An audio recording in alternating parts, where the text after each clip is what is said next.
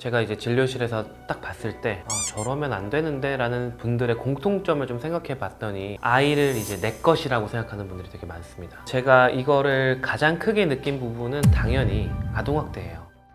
안녕하세요. 저는 소아청소년과 전문의 이재현입니다. 산부인과 전문의인 저희 형과 함께 산소형제TV라는 유튜브 채널을 운영하고 있습니다. 근데 다 그렇진 않아요. 소아과 의사들은 기본적으로 아이를 좋아해서 선택하시는 분들이 거의 90% 이상이라고 보시면 되는데, 그렇다고 다 아이를 잘 다루는 건 아니죠. 애기 엄마분들은 잘 아실 텐데 소아과 병원에 간다고 해서 소아과 선생님들이 다 친절한 것도 아니에요. 의외로 아이 다룰 줄 잘 모르는 것 같다, 엄마한테 친절한데 아이한테는 너무 막대한다, 뭐 이런 분들도 많고, 개인적으로 만나보면 소아과 의사들이 아이를 좋아하는 건 맞는데 저희가 의외로 이걸 따로 배우진 않거든요. 아이한테 어떻게 하면 아이가 좋아한다. 안 배우죠. 왜냐면 저희는 아픈 애들을 주로 보니까 어떻게 치료하는지가 교육에 되게 중요한 초점이지, 아이랑 어떻게 놀아주지 이런 것들은 많이 배우진 않습니다. 근데 기본적으로 저희가 아이의 발달이나 이런 것들을 공부하기 때문에 어떻게 하는 게 아이한테 도움이 된다 이런 것들은 공부하고 알고 있어요. 영상 혹시 아시나요? 주사 놔주는 거. 네네네, 알죠.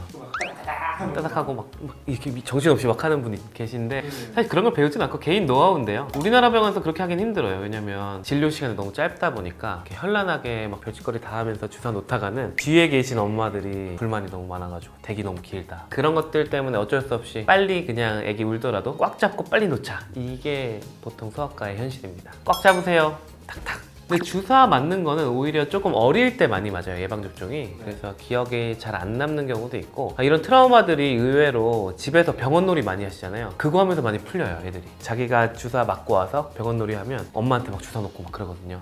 그러면서 좀 스트레스 푸는 것 같아. 오히려 좀 큰 애들 같은 경우는 혼자 주사 맞으러 오는 애들도 있고, 중고등학생들은 다 그렇고, 사실은 근데 주사 맞는 그 정도의 역경은 견뎌야 되지 않나, 그런 거 가르쳐야죠.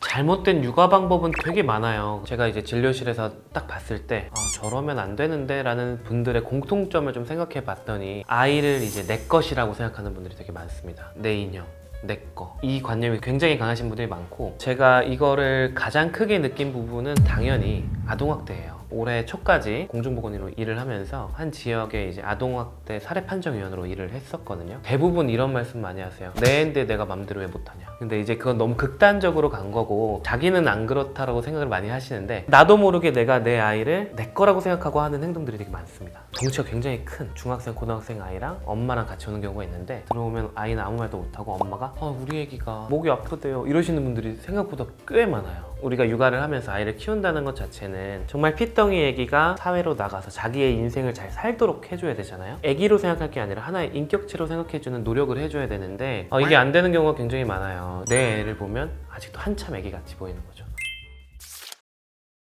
스스로 할 기회를 안 주시는 얘가 제 진료실에서 고등학생 여자였는데, 굳이 내과를 혼자 가도 될 나이인데 소아과를 왜 엄마랑 왔을까? 그 뒤에 엄마 행동을 보니까 알겠더라고요. 엄마랑 애가 들어왔는데 엄마가 대신 얘기를 해요. 우리 애가 오른쪽 배가 아프고 토를 해서 왔어요. 의사들은 이 얘기 들으면 맹장인가 이 생각하거든요. 근데 맹장염이 중요한 게 수술을 해야 되잖아요. 정말 그 증상이 맞는지, 그러면은 정밀 검사를 해야 되니까 정말 오른쪽 배가 아프고 토하는 게 맞는지 환자 아이한테 물어봤어요. 누구누구야, 너 진짜 오른쪽 배 아프고 토했어? 했더니 아무 말도 없다고 엄마가 말을 딱 자르면서, 얘는 아무것도 몰라요. 다른 걸 다 뺏어버려요. 네, 다 뺏어요. 아무것도 모르고 제가 말씀드린 대로 그냥 약 주세요 이렇게 하는 거예요. 제가 그걸 보니까 이건 좀 아닌 것 같더라고요. 그래서 아이한테 다시 한번 물어보니까 그 아이가 옆에서 듣다가 갑자기 얼굴이 시뻘개지면서 엄마, 나 오른쪽 배 아픈 거 아니라고, 왼쪽 배 아프고 토도 안 했고 설사했다고. 그러니까 참 이 아이는 평상시에 얼마나 자기 목소리를 못 내고 컸을까. 근데 이게 꼭 비단 발언권을 뺏는 것 뿐만이 아니라 이 사회에서 많이 나타나는 것 중에 하나가, 부모님이 우리 아이의 미래를 정해놓는 경우가 꽤 많거든요. 학원에 열심히 보내는 것도 사실 그것의 일종이에요. 아이의 미래를 공부 쪽으로만 결정을 해놓는 거죠. 너 지금 이렇게 학원 열심히 다니고 공부 잘해서 성적 잘 받으면 나중에 후회하지 않아.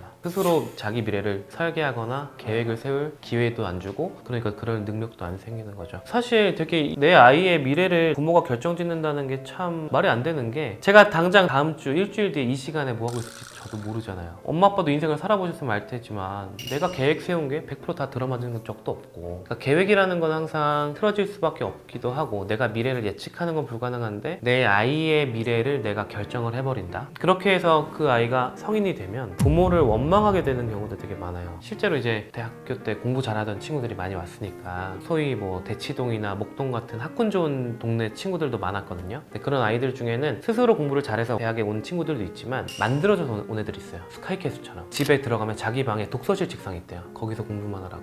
그런 식으로 이제 엄마가 시간표도 다 짜주고 학원도 막 뺑뺑이 돌다가 계속 공부를 잘해서 온 친구들이 있는데, 저보다 한 살 동생인 동기가 있었어요. 근데 그 친구가 대학교 와서 술을 이제 처음 먹어보고서는 술이 취해서 저한테 형 집에 가기 싫어요 그러는 거예요. 왜? 엄마가 너무 싫어요. 그러고 나서 그 친구는 그때부터 사춘기가 시작했어요. 근데 문제는 우리가 학창 시절에 사춘기가 오면 비행이라는 게 사실 별로 할 게 없잖아요. 술도 몰래 먹어야 되고 하니까 막 드러나게 잘못된 행동을 하는 경우가 그렇게 많진 않은데, 성인이 되고 사춘기가 오니까 완전 방탕해지는 거예요. 얘가. 막 먹고 막 어디 놀러 가고 막 엄마랑 싸우고, 여자만 네, 뭐 여자 문제도 되게 복잡해지고, 그래서 그 친구랑은 이제 사실 이제 거리가 좀 멀어졌죠. 가까이 지내기가 좀 힘들었어요. 저는 뭐 자기 인생을 너무 길을 못 찾는 거예요. 왜냐면 사춘기라는 것 자체가 자기가 독립된 개체로 자기를 인식하는 거거든요. 아기는 태어나자마자 엄마랑 나를 같은 몸이라 생각하다가 점점 다른 몸인 걸 깨달아요. 어른이 돼서 이제 내가 혼자 세상을 살아가야 된다는 거를 깨닫게 되는데, 그 중간 과정이 사춘기예요. 근데 이거를 학생 때 겪어야지. 중고등학교 때는 사실은 사회가 위험하진 않고 내가 학교에 안전한 데 속해 있으니까 그런 변화를 겪더라도 크게 문제가 안 되는데, 나를 보호해주는 장치가 아무것도 없는 성인이 돼서 내가 내 행동에 책임을 다 져야 되는데 방황을 하기 시작하면 굉장히 큰 문제가 생기고, 부모님과의 갈등의 골도 되게 훨씬 깊어져요. 그래서 그 친구는 그때가 15년 정도 됐을 텐데, 15년 정도 됐는데도 불구하고 아직도 자기 인생을 잘 못 찾아갔어요. 인생의 계획을 못 짜죠. 왜냐면 자기가 자기 인생의 계획을 짜본 적이 없으니까. 아이들이 커가면서 실패와 좌절을 겪으면서 커야 되거든요. 근데 왜냐면 우리가 성인이 돼서도 얼마나 많은 실패와 좌절을 겪어요. 크고 작은 것들이 되게 많은데, 그거를 견디고 다시 일어나는, 아니면은 힘든 게 나한테 들이닥쳐도 내가 쓰러지지 않는 그런 힘은 어렸을 때부터 길러지는 거거든요. 되게 대표적인 게 진료실에서 보이는 거는, 일단 애들이 병원에 오는 것 자체가 좌절이에요. 병원 가서 좋은 게 뭐가 있겠어요. 가서 주사 맞고 힘든 검사하고 해야 되는데, 거기에서 아이한테 되게 쩔쩔매시는 분이 있어요.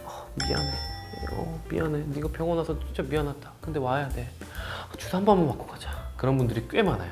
사실은 병원이라는 공간도, 그런 곳에 가는 경험도 하다 보면 무뎌지고, 내가 아프면은 병원에 가서 도움을 받아야지 라는 마음이 생겨야 건강해지잖아요. 그렇게 되기 위해서는 사실 병원에 와서 힘들더라도 참고 끝나면 네가 더 건강해지는 거야. 이런 경험을 시켜줘야 되는데, 그렇지 못한 부모님들이 되게 많아요.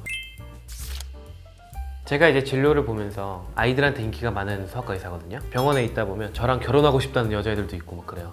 애기들. 왜 그런 거 했더니, 저는 아이들하고 눈을 많이 마주치더라고요. 근데 이 눈 마주침이 되게 중요한 게, 아이랑 동급이 되라는 건 아니에요. 어른과 아이 간에는 위계의 질서라는 건 필요해요. 교육도 하고 잘못된 건 안 된다라고 하니까. 그래서 오은영 선생님도 이런 말씀 하시더라고요. 친한 아빠는 좋지만 친구 같은 아빠는 안 좋다. 그러면서도 눈 마주침을 강조하는 이유는 그 아이를 존중하고 들여다보기 위해서 눈을 마주쳐야 된다고 말씀을 드려요.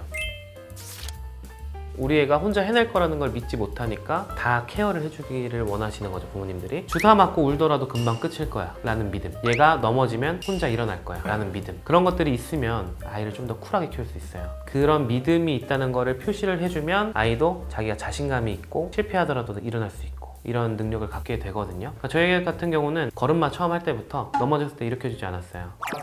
네, 일어나봐 할 수 있어. 지금은 길 가다 막 뛰다가 막 넘어져요. 그러면 일어나서 아무렇지도 않게 놀아요. 웬만큼 아픈 거에 울진 않아요. 정말 딱 봐도 별 문제 없을 것 같은 거 있잖아요. 부딪혔어, 아팠어? 그럼 공감은 해주지만 괜찮아, 이 한마디, 괜찮아질 거야, 하던 거 해.